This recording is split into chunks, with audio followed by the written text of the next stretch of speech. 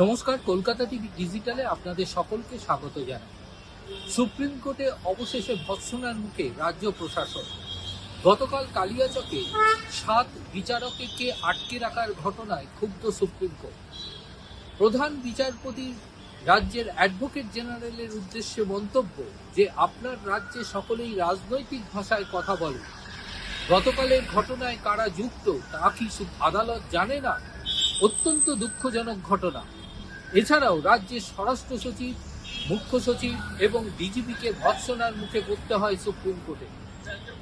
কলকাতা হাইকোর্টের প্রধান বিচারপতির পক্ষ থেকে একটি রিপোর্ট জমা পড়েছে সুপ্রিম কোর্টে।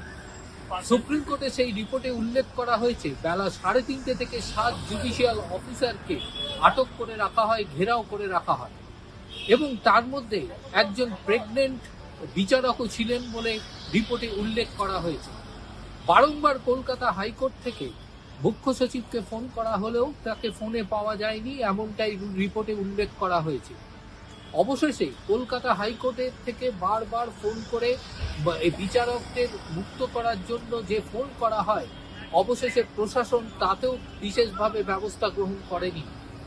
রিপোর্টে এমন উল্লেখ দেখে সম্পূর্ণভাবে ভৎসনার মুখে পড়তে হয়েছে প্রশাসনকে। এছাড়াও রিপোর্টের শেষে উল্লেখ করেছেন কলকাতা হাইকোর্টের প্রধান বিচারপতি, তাতে উল্লেখ রয়েছে এই ধরনের ঘটনা জুডিশিয়াল অফিসারদের ভয়ের কারণ হয়ে দিতে পারে এবং যা এসআইআর প্রক্রিয়া স্তব্ধ হয়ে যেতে পারে।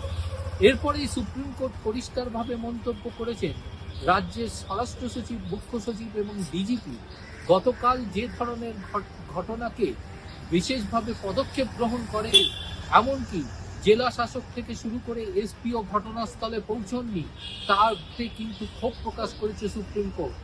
সুপ্রিম কোর্টের মন্তব্য যে এই ধরনের ঘটনা শুধু বিচারকদের ভয় সৃষ্টির কারণ নয়, এটি আদালতকে চ্যালেঞ্জও বটে।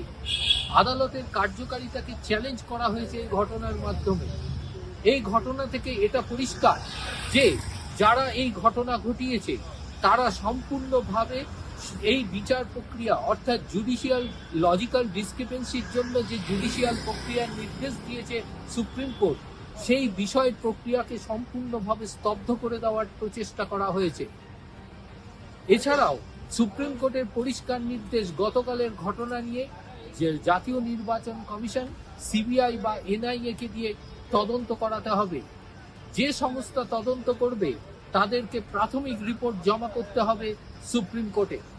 সুপ্রিম কোর্টে 6 এপ্রিল বিকেল 4টেয় শুনানির দিনকে রাজ্যের স্বরাষ্ট্র সচিব, মুখ্য সচিব, ডিজিপি এবং জেলার এসপিদের ভার্চুয়ালে উপস্থিত থাকতে হবে, এমনটাই নির্দেশ সুপ্রিম কোর্টের প্রধান বিচারপতি সূর্যকান্তের নেতৃত্বে 3 বিচারপতির বেঞ্চে।